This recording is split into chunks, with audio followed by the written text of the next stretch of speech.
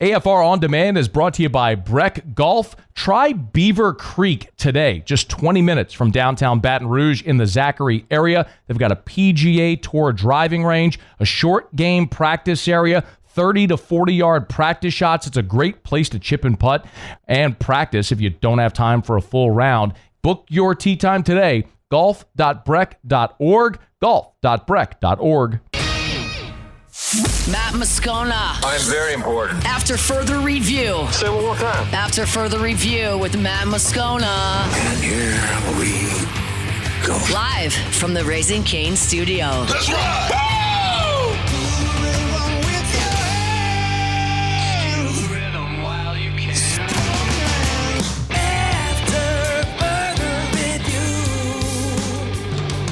Hour 3. Off we go. Welcome aboard. Glad you're with us. AFR, powered by Sunshine, your hometown John Deere dealer in Louisiana. I'm Matt. This is Shaq O'Neal, and I hate Matt. Paul O'Neal. They're chanting Paul O'Neal's name. You so. And Mr. Toby Tomplay.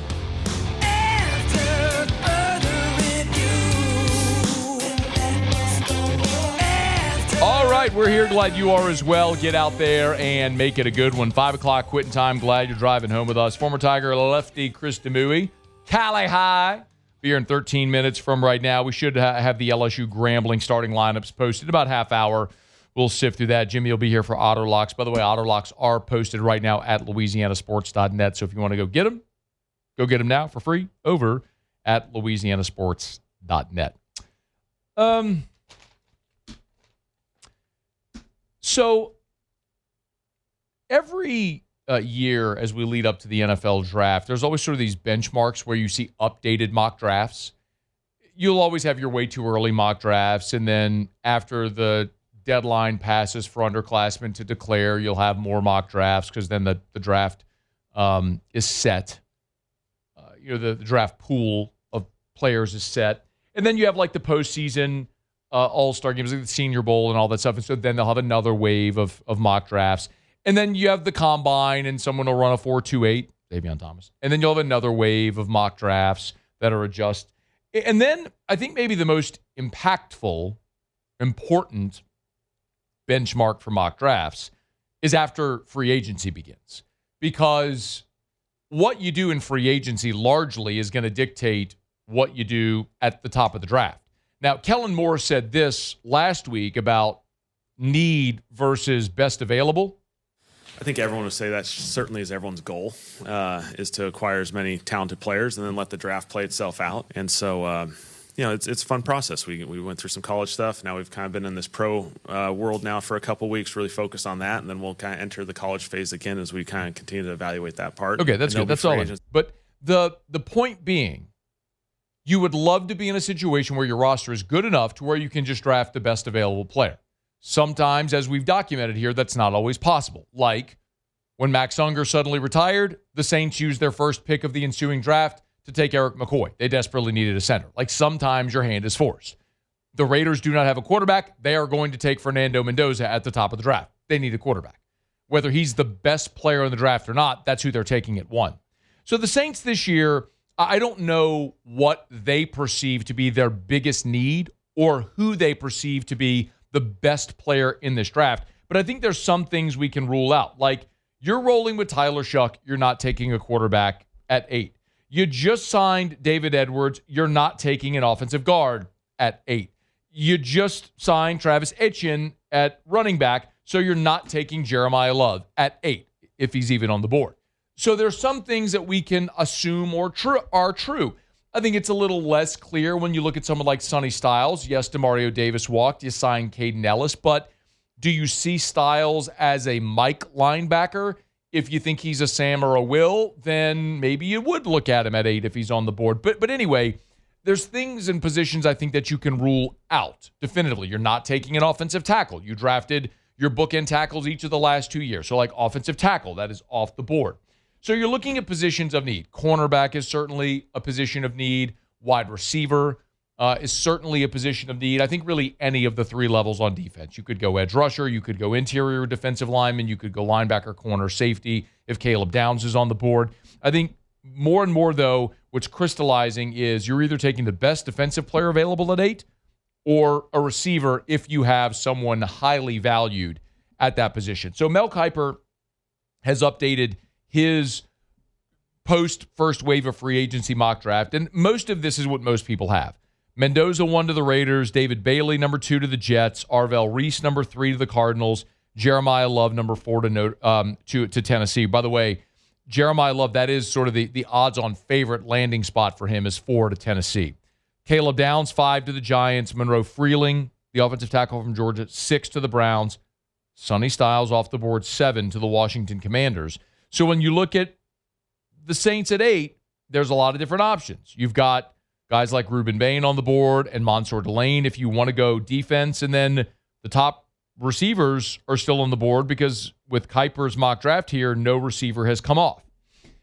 And what Kiper has the Saints doing is going Carnell Tate, wide receiver from Ohio State, because, of course, the Saints would take a wide receiver from Ohio State. Now, I want to be clear. I say that tongue-in-cheek, but, I mean, the Saints obviously do value Ohio State players in the draft. They have. And we all know, we talk about it a bunch.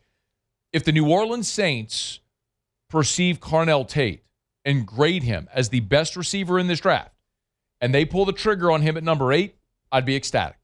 Y'all know how I feel about Chris Olave. I think he's a good receiver. I think he's probably an excellent number 2. I do not think he is a dynamic number 1.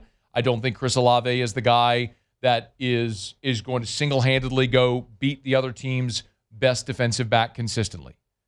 He is not Jamar Chase or Justin Jefferson or Puka Nacua or whoever you think is the JSN, whoever you think is the best receiver in the NFL, that crop of the top 5-7 receivers. I do not think Chris Olave is in that category. I think he is an excellent starting NFL receiver. He was a 1,000-yard season this past year. He's I think a very good number 2.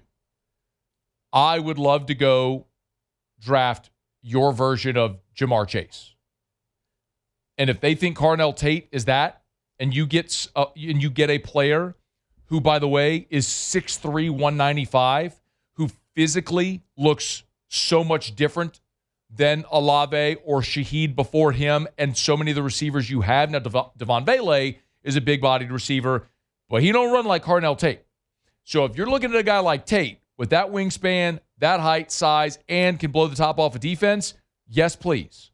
I would love Carnell Tate at 8 if they value him that way. So I love, actually, what Kiper has there, mocking Carnell Tate to the Saints at 8 if he's on the board. Now, Jordan Tyson is the other receiver a lot of people talked about, but you're starting to see him slip in some of these mock drafts, mostly, I think, because the injury issues have become a little bit of a concern for some teams. Now, Kiper has the Dolphins taking Tyson at 11, and obviously with them trading Jalen Waddle, that becomes maybe more of a realistic possibility for Miami at 11 taking a receiver. It's also notable that Kiper has Reuben Bain going 1 pick after the Saints to the Chiefs at 9, and then Mansour Delane to the Bengals at 10. Then, as we mentioned, Tyson 11 to the Dolphins. So, but by the way, the one other thing that I thought was fascinating is Mel Kiper does have Ty Simpson going 16 to the Jets with a pick from the Colts. So I will be fascinated to see if a second quarterback, most likely Ty Simpson, does go in round one and where. There were times this past year where Ty Simpson, I thought, was the best player in college football. His final month of the season was not very good. So that's worth watching. For me, I think New Orleans at 8 is going to be in a great position because of what they've done so far in this draft. What you got to hope is as many of the positions I just alluded to, quarterback, offensive tackle, running back, the positions you're not going to draft, you hope those players come off the board before you pick, because every offensive tackle, quarterback, running back that is taken before you select, it's dropping a player of value that you might pick with positional value to you to give you more options. So I don't know which way the Saints are going to go, but I do know if Carnell Tate's on the board at 8 and they pull the trigger, I'll be over the moon. If Mansour Delane's on the board at 8 and they pull the trigger, I'll be ecstatic. I think there's a lot of really good options for New Orleans at 8, and it's hopefully the last time for a long time we see the Saints picking in the top 10, because if you're picking in the top 10, it means you had a really bad year, unless you trade into the top 10. But my hope is they get great positional value with a guy in the top 10 at 8 overall, and they should be positioning themselves nicely to do that after what has been a very productive start to this free agent period. All right, it's After Further Review. We are brought to you by Our Lady of the Lake, championship health partner of LSU Athletics, OLOLRMC.com/LSU, OLOLRMC.com/LSU, Our Lady of the Lake and LSU. Together, we roar. Of course, they take care of the championship athletes for the Tigers on the field, the court, the diamond, but everyday champions like you and me as well. Maybe you need urgent care, or maybe it's after-hours care. It's Lake Urgent Care, Lake After Hours. Maybe it's their heart center, cancer, pediatrics, stroke. They do all the specialties with world-class doctors and surgeons right here at home, so you don't have to travel. It's Our Lady of the Lake. FMOL Health, Our Lady of the Lake, championship health partner of LSU Athletics, OLOLRMC.com/LSU, Our Lady of the Lake and LSU. Together, we roar. All right, y'all, it is After Further Review, and we're glad to have you hanging out with us here. By the way, happy St. Patrick's Day. Do you know anybody named Patty? Muse, do you? Patty? I don't know. No? Paul, you know anybody named Patty? My dad's friend is named Patty. Who's your dad's friend? Miss Patty. Miss Patty. Miss Patty. Yes. Miss Patty. My neighbor's Patty. Yes. You see, today's in St. Patty's Day. No. It's St. Paddy's Day with a D. The Irish name Padraig is St. Paddy's Day, not Patty's Day. Patty is a hamburger or a nickname for Patricia. Patty. So please don't wish me a happy St. Patty's Day. You can say St. Patrick, which you are Americanizing Padraig, the Irish name. I'm blowing some people's mind right now. But it is not St. Patty's Day. Patty is a nickname for Patricia, not Patrick. Or a hamburger, as we established. Or a hamburger, Patty. But not the saint from Ireland. That would be Paddy. Like Padraig Harrington, the golfer. There you go, yeah. Paddy Harrington. Major winner. Stop wishing me a happy St. Patty's Day. It's not Paul's dad's friend, Miss Patty. It's not her day. That's a whole different day altogether. It's After Further Review. After Further Review. You can venture onto a ship. We're brought to you by Goodwood. Men's Sexual Wellness, yourgoodwood.com, yourgoodwood.com. Hey, if you are currently on HRT and you are not using Goodwood, I would strongly recommend you switch, because they have the lowest prices, never any contracts. And we talk about commodities. And if you're getting HRT, you're buying your testosterone wherever, from whatever lab, clinic it may be, whatever supplier. I mean, if it's an Anthate, if it's Cypionate, I mean, you're buying testosterone. Well, you might as well get it where you're going to get the best price, the best service. And at Goodwood, they have no contracts, the lowest prices. And when you go every 6 months to do your blood labs, they pick up the cost of the blood labs. They don't pass that charge on to you. Have a better experience. Yourgoodwood.com. Yourgoodwood.com. After Further Review, powered by Sunshine, your hometown John Deere dealer in Louisiana.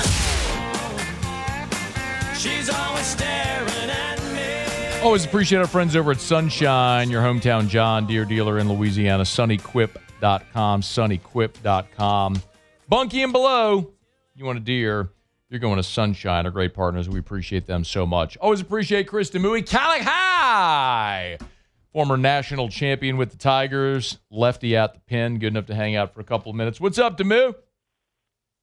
Doing good, Scone. How you doing, brother? I'm doing awesome. I'd be doing better if LSU's pitchers could throw strikes. Why aren't they throwing more strikes? question. I have a feeling you were going to start off with that today, and I think it's probably a combination of, look, pitching. It's one of three things in my mind, right? It's mechanics. Your mechanics are off, not allowing you to throw strikes. You're not mentally focused. Your concentration level is not where it's supposed to be. And then it's execution. So it could be a combination of all three, one of the three, but just like pitching is just a mental battle when you cross those white lines. I've done just about everything good and bad you can do in a college uniform on a mound, and I've experienced all three of those. And I think everybody on that team is different in terms of whatever guy you're rolling out there. But what I look at when I see with those guys is the combination of one of those three. I mean, you can dot 97 on the corner, and then you throw 97 literally like 4 feet outside. I mean, that's almost, I can't explain that. But it's one of those three things. And I think that's what's going on with whoever you roll out there. Something along those lines is going on. Yeah, that's just my opinion. How do you fix it? Well, that's obviously Coach Yevsky's deal, and he's really, really good at it. He's got the skins on the wall and the rings on his fingers to prove that. It's taking each guy individually. And look, the other thing is I don't know their pitching philosophy, right? So when he calls a fastball in their little headset or in their hat or whatever they got going on now, I don't know. Do you want him in the corner? Do you want him in the middle? How aggressive does he want to be early in the count? You know, I don't know his philosophy on different things and the way they approach teams and with all the data and scouting reports. But my philosophy is, look, we just need to be aggressive in the zone. This is my opinion. The biggest rule about pitching and pitching in the SEC is, like, if I ran the pitching room, my number one rule is you can't be afraid to get hit. Like, you're going to get hit at some point because these guys are just too good. And sometimes it looks like these guys are nibbling too much, or obviously certain situations you can't be extra aggressive depending on the situation. But to me, I don't know how you fix it. I just take each guy to the side individually, and you have a plan for that guy, and you try to set him up for success. And I think Jay is trying to do that with managing the game and who he puts in the situation. But it's tough. It's tough pitching with those three letters on your chest. And some of these guys are finding out that it may be a little tougher than they thought after the first 2 weeks. Chris Demouy with us, former Tiger pitcher. Demouy, we have seen guys at LSU just in the last 2 years under Yevsky struggle at the beginning of the year and get really good by the end. I mean, Chase Shores last year is probably the best example. I mean, he started the season in the rotation, really struggled with the repeatable motion. By the end of the year, he was arguably the most dominant pitcher in college baseball. So realistically, when you look at what's going on with these guys right now, how much do you think they collectively can improve? I think a lot, just because, like you said, the arm talent's there. I've heard you talk on it and listen to you a lot and your different locked on things. And you're right, Chase Shores, like his College World Series was absolutely filthy. But I think if you got the arm talent there, then and if it's not mechanical, then you go to the mental side and then to the execution side. So when I say execution is like Gavin Guidry the other day, right? He strikes out that hitter with absolutely filthy stuff. I think their best hitter, Holcomb, and then he gives up the bomb. So he goes, breaking ball, perfect breaking ball, right? Get it over for a strike. And then he just didn't execute the 0-1 breaking ball because he literally threw the same pitch again, right? Where it should have been a little more down in the zone. So he just hung it. So it's not mechanics or mental focus. It's just execution. So to me, I think they can turn it around. I think they're going to pare it down a lot to where you're only going to be able to kind of quote unquote trust certain dudes out the pen in certain situations. And I really think they have a lot of arms out there. And then maybe you bring guys along slowly to where at the end of the year, you're surprised you're getting like quality outings and innings from guys that you kind of brought along slowly who have some confidence now. But I think they can turn it around. Are they going to be unreal? I don't know, but I think they can do better than what they did this past weekend. There's no doubt about that. Chris Demouy with us. Who do you trust out of the bullpen right now? Sheeran, Guidry, Garcia, and Plog, and Cowan. I love Cowan. He struggled. Great to see him do that the other day. I felt bad for him earlier in the year because he just felt like, he was making every mistake he made got hit hard. Obviously, Guidry's had a rough go of it. and maybe you limit him, or maybe you pull him a little sooner because you have the utmost confidence in him. But those are the guys that I trust right now, those 4 or 5 guys. Okay, so it's interesting. By the way, you mentioned Plog. He's one of those guys you talked about who's 97 from the left side, but then will miss by 4 feet. But why do you like Plog? Well, I mean, I'll be honest. I probably haven't seen him as much as some of the others. I just know when I look at the other lefties in there, let's just say I just don't trust him as much, and I'll just leave it at that. Like, obviously, I don't want to call kids out, or I don't want to be rude to anybody. But I've seen some lefties on staff for a little while, and they've been great. And then you see them underneath the lights, and they're not great. So I would probably go with him. I mean, I like Garcia a lot. Meyer, I think, that's saying his name. I hasn't gotten a lot of opportunities, but you got to have some lefties. You can't just roll out there with no lefties. You got to have somebody, but I would probably go with those guys right now just based on the history of guys that have been there longer, and I'll just leave it at that. So the 2 guys you didn't mention are Rizzi and Williams, and I think those are 2 guys that Jay and Nate Yeski are really counting on. And they're similar, except that one's a lefty, one's a righty, but both are giants, right? I mean, they're 6'9", they're giant humans. What do you think has plagued those guys here to start the season? I think with Rizzi, it looks like he's really good starting a clean inning. I just worry about him with runners on base, just due to the fact that the propensity of his misses. Right? Like, he was the example that I gave in my head where it's like 97 on the corner, then 97 3 feet outside. Then he can hit a guy with a slider, and then he can go slider, 97 on the corner. And it's like, I don't understand what happened between those 2 bad pitches and the 2 4 ones, the 4 big ones. And as you see sometimes with bigger guys, like the Shores example, it takes them a long time to kind of come into their mechanics and body. But I would say he had a great Cape Cod league. So I don't know if he's trying to do too much or trying to be too fine.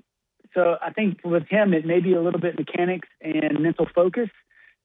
And then with Williams, I don't know. I think it's a confidence thing with him. And I think the other thing people don't understand is if like take Williams because he's left-handed. If Jay Johnson puts me in to get out a lefty and I don't get him out and I get pulled because that was my job, then it's easy to say, oh, flush it, go get him next time. You'll be fine. We're going to throw you in there again. But he may not pitch again for another week. And then if he knows, man, if I don't get these next 2 guys out or I don't have a clean inning, I'm going to get pulled again. So internally, it's tough sometimes for kids that age to turn the page and not have that internal pressure to perform. And it just kind of builds and builds and builds because you're not going to go out there every other day. Like with Skip, I knew if I had a bad outing, I was going to pitch again in the midweek, and then I was ready for the weekend. And Jay just, due to the propensity of arms and how good they are, he just doesn't really run his staff like that.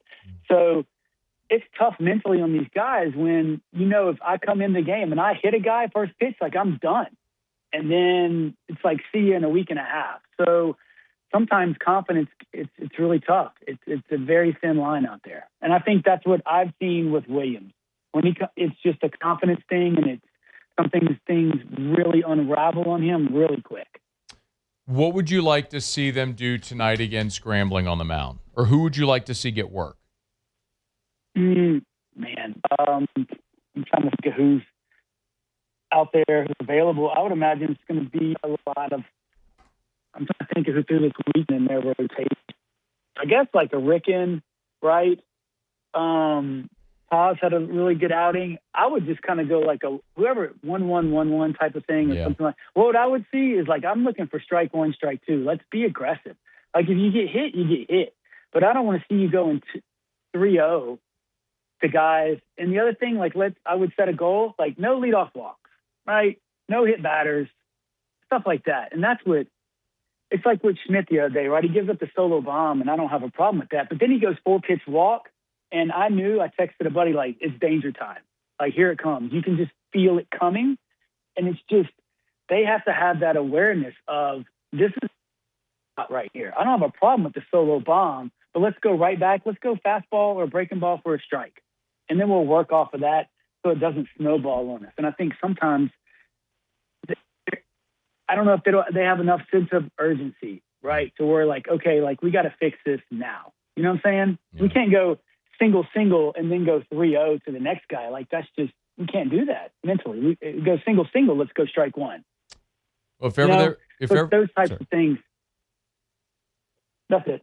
I was going to say, if ever there was a chance to go challenge hitters, this could be the night. Grambling is hitting 286 as a team, and they got just 15 homers on the season, and it's going to be in the 30s tonight. So I don't think this is going to be a very offensive day. Now, I say that, Demouy, and Grambling staff ERA is a cumulative 9.19. So, I mean, if ever there was like hey, I'm not saying you just roll it out there, but like you should be able to go out there and have some success if you're trying to gain confidence. This could be a pretty good opportunity to do it.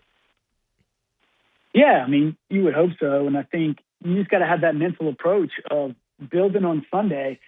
And you've seen it. I've seen it. I've been a part of it. But sometimes these midweek games, if it's who you deem to be a lesser opponent, then you sleepwalk until the 6th. You're like, it's 1-1, guys. Let's figure it out. Where I would rather see them, let's just try to put 2 on the board and another crooked number and, go out there and throw strikes. I mean, like Schmidt, the best thing he did was have that super quick 7-pitch, I think, first inning after they put numbers on the board. That was great for him. And I wish he could have worked out of that maybe on his own right there before he got pulled. But I mean, I trust the coaching staff and what they're doing.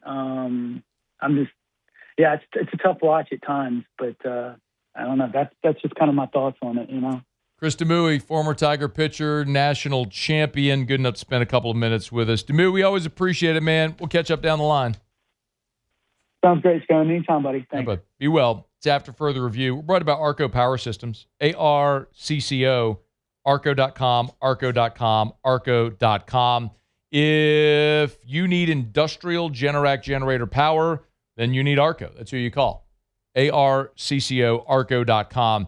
This is a generator for your business. This is automatic standby generator power for your business, your industrial facility, your municipality, hospitals, grocery stores, gas stations, any type of business. Yesterday, our power went out here at Guarantee amid the bad weather, and boom, we have a standby generator out back. We immediately pop right back on. If you can't afford to have your business offline, then you need Arco. Arco Power Systems, ARCCO. And I don't want you just to think they're in Baton Rouge. Their home base is Baton Rouge. But they have offices all over the region. East to Mobile, west to San Antonio, north to Little Rock. So draw a big circle if you're anywhere in that footprint. Houston, Dallas, Austin, they can help you. Arco Power Systems, ARCCO, arco.com. All right, y'all, it is after further review. I appreciate Demouy for hanging out with us. If you missed Shea Dixon in hour 1, that was a great convo. And Lee Feinswag made his return, his annual return to pick Purdue to win the national championship and talk beer. Tomorrow, Mama Scone will return for our bracket, the ever-popular Scone versus Mama Scone bracket challenge. So my mom will be here, prove that she knows absolutely nothing about basketball, and might even beat me in the GOAT will still be the GOAT bracket is still Mama Scone, the Sister Jean year, the Loyola of Chicago year, where Mama Scone had Loyola Chicago in the Final Four, which save anybody from Loyola of Chicago, she had to be the only human who didn't have any affiliation with that school who picked Loyola in the Final Four. Yeah, it's a safe assumption. In the Final Four. Yeah, I mean, Not winning a game. In the Final Four. I don't even know if people associated with Loyola Chicago had that. Only people with blind loyalty that were just like, I'll just fill this out all the way to win the Natty. Yeah. Or people trying to lose. Like actively trying to lose because there's a prize for finishing last. True. She beat me that year. She'd have beat, anybody that year, probably. Yeah. Yeah. One time I did make my mom eat hot wing at Pluckers. I tricked her. She was supposed to eat 5 hot wings. And so I got 4 mild and then a hot. Oh, I see. And okay. so she's eating the mild, going, oh, this isn't bad. This isn't bad. She got to the hot, and then I was like, oh! They're like, how could you do that to your mom? I'm like, because I'm competitive. I miss Pluckers. Man. God, no. I miss it so much. Bring it back, Steve. Steve will leave you the king of the wing. He's not. He's living his best life. Can't blame the guy. I know. I mean, he had a great run. He did. Just like I'm out. He just tapped out. Like, someone else bring it back. Someone else bring it back. You should bring it back. I need a loan. Well, go get a loan. Yeah. Go to the bank. You got the concept already. It's true. It's proven. No one's moved into I don't one think on this. I was Bluebonnet. about to say, or is it anyone Nicholson? I'm not sure. Bluebonnet, I know. I mean, it's right by my place. So. God, those Gold Rush wings. God, the Holy Mac. Oh. And I try to, like, on football Sundays, I DoorDash wings. I probably DoorDash wings from 10 different places this year. It's just not the same. Not it. Yeah. It's AFR. After further review. We're brought to you by Clegg's Nursery. 4 locations in the greater Baton Rouge area. Siegen near Airline, LA 16, and Denham Mid-City on Donmore, Garden Center on Greenwell Springs. Buy local, shop local, and just plant something, y'all. Just plant something. Clegg's Nursery's in full-on just plant something mode. What do you want to plant? I don't care. Plant anything. Plant everything. Greenhouse is busting with blooms. They got begonias and marigolds. They got vegetable plants. We're going to plant a garden. They got Johnny Naylor seeds. They got rose bushes with more than 80 varieties. That's 80. More than 80 varieties of rose bushes. Tropical hibiscus. I mean, and look, and if you got weeds in your lawn, they got weed and feed. They got the things to keep the pests away. But they are bursting with bloom. So just plant something at Clegg's Nursery. Buy local, shop local, tell them Matt sent you. Clegg's Nursery. After further review, powered by Sunshine, your hometown John Deere dealer in Louisiana. She's the only one who really understands what gets me. She thinks my tractor's sexy.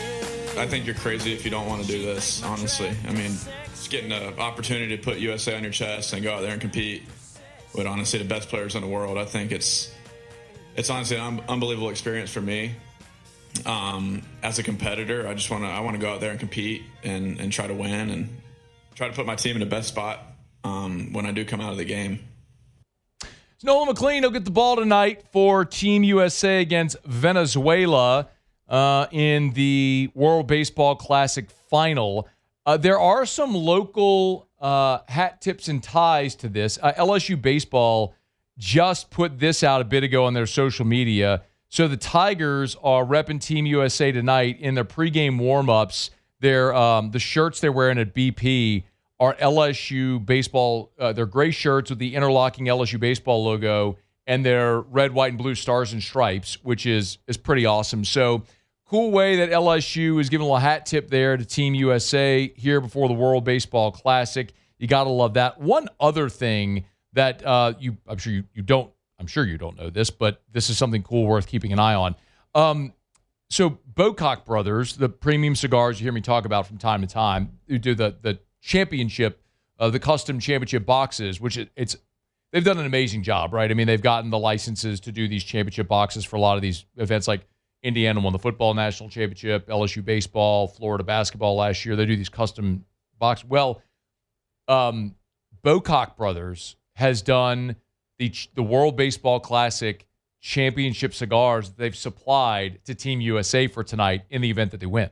So this is really cool. So if you see Team USA win the World Baseball Classic tonight and celebrate smoking cigars, they will be smoking Bocock Brothers cigars that were made custom and provided by Bocock Brothers for Team USA in the World Baseball Classic. So how cool is that? That's awesome. And if you're not familiar, Doug and Bryant Bocock, who run the company, they live in Houston, but they're LSU alums. So they're LSU grads that own that company, and for the first licensing deal they got was with LSU, and since then it's continued to grow and compound, and they've built a great company. And I tell you often, if you ever want to go shop at BocockBrothers.com, you use the code MATT15, MATT15, and give you 15% off your order. It's a code they give for our listeners. We've done a lot with them, and they're outstanding. But they have the LSU private label stuff, the national championship boxes, and all that sort of stuff. So anyway, check it out. Bocock Brothers Premium Cigars, and if you're watching tonight at the World Baseball Classic, just know that they're providing the championship cigars that hopefully Team USA will be smoking whenever they win tonight. The LSU box is really cool. Paul, if you want to pull this up, this is really cool for those watching. If you go to BocockBrothers.com and you hit the Collegiate Series, so they've got the I wonder if they still have any more of the National Championship box. They might be sold. Nope, they still got them. Okay, good. They do still have the National Championship box. So the 2025 National Championship box, it's fine. It's gorgeous what they did. But anyway, you can buy them online at BocockBrothers.com, and you can save 15% with the code MAT15, MAT15. Where are we? Okay, LSU tonight, Grambling. I'll be getting out of here, heading over to the box. It'll be the first game at the box that I'll have actually seen this year. And, of course, I'm going to go to the game when it's going to be 30 degrees outside. But LSU, Grambling, starting lineup still not posted yet, unfortunately. I was kind of hoping we'd have that posted already so we could we generally like to run through it here. One more refresh. I'm waiting to see if they put it out yet. And I don't see it yet. So I don't know what they're going to do. Ideally, we'll see. I think what we're going to see is probably 9 pitchers at least throw tonight. They'll probably break it up into multiple innings across the 9 innings to get a whole bunch of guys work. And so as not to extend anybody. Remember, this weekend with Oklahoma coming in, it is a Thursday, Friday, Saturday series. So you certainly don't want to extend anybody tonight that you may want to use on Thursday. So that means that I can't imagine you would throw Sheeran or Guidry in this ballgame. Maybe if it were a bullpen day for Guidry, who hasn't pitched since Friday, if you wanted to get him out there for 15 pitches, I guess you could do that. But that certainly doesn't feel like a worthwhile endeavor. This feels like an opportunity to get a bunch of guys out there mound time. I think the bigger question is, as we've looked at some of the guys that have struggled offensively, and you're facing a Grambling team with a staff ERA of 9, do you want to get some of those guys that have been struggling an opportunity to get out there and maybe have some success?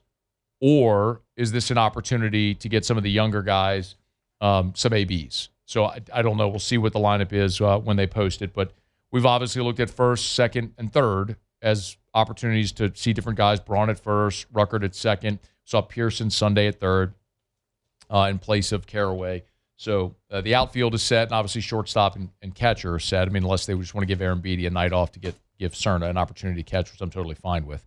But see what other changes they might make in the lineup, if any, at all. All right, it's After Further Review. We're brought to you by First South Farm Credit, firstsouthland.com, firstsouthland.com. Of course, our Tuesday shows are powered by Sunshine, your hometown John Deere dealer in Louisiana. And First South Farm Credit can actually help you finance not only your farm land, but your farm equipment. So if you need a big piece of farm equipment, tractor, combine, whatever it is, First South Farm Credit can help you finance the land and the farm equipment. But it's not just land for agriculture. Any type of recreational land. They have the ultimate recreational land buying guide at the website, which is a totally free resource. If you're considering buying land, the 100 acres in St. Francisville to build your dream home, or the 1,000 acres for agriculture, your new hunting property in Mississippi, or whatever, start at the website firstsouthland.com, firstsouthland.com, and go check out the ultimate recreational land buying guide. It's a great jumping off points. You can learn about the options that are available to you. firstsouthland.com. Thinking of buying land, your first call should be to First South Farm Credit. firstsouthland.com, firstsouthland.com. Okay, y'all, it's After Further Review. We're glad to have you hanging out with us here. Remember, if you missed anything, Shay Dixon was here in hour 1. We talked a little recruiting. There was a junior day this weekend for LSU. It was a great conversation with some of the guys worth keeping an eye on that'll be in Baton Rouge for junior day. We talked with Lee Feinswag, made his return to the show last hour. We did talk about the New Orleans Saints signing a running back here with Ty Chandler from the Minnesota Vikings. Chris Demouy just a bit ago. Mel Kiper's latest mock draft. Chock-full, jam-packed show. If you missed any of it, AFR On Demand presented by Breck Golf. You can book your tee time at golf.breck.org, golf.breck.org. All right, it's After Further Review. Let's knock out our final break of the show. Come back. Jimmy will be here for Auto Lock. Stick around. It's AFR. AFR. Love telling you about the Watermark and the Renaissance. Watermark Downtown, Renaissance Southtown. Of course, the Watermark, Baton Rouge's premier hotel property, voted by you the best hotel in the best of 225. It's Watermark Baton Rouge in downtown Baton Rouge, right there on 3rd Street. And when we talk about Watermark Baton Rouge, there's so many different ways you can experience Watermark Baton Rouge. If you're looking for a great place to go have a meal, the Gregory, great for Sunday brunch, fine dining, right there in the lobby. Beautiful open kitchen design where when you're sitting at the Gregory, you can see right into the kitchen. Even that charcoal oven right there that's over where you could see it through the lobby. Those beautiful aromas waft through the lobby. There's Milford's on 3rd, a little more casual sandwich shop. You can enter through the lobby or from the 3rd Street entrance. There's the lobby bar, which is a great place just to go have a cocktail, glass of wine, people watch, maybe before an event. And, of course, if you're hosting an event, no better place than Watermark Baton Rouge. After further review, powered by Sunshine, your hometown John Deere dealer in Louisiana.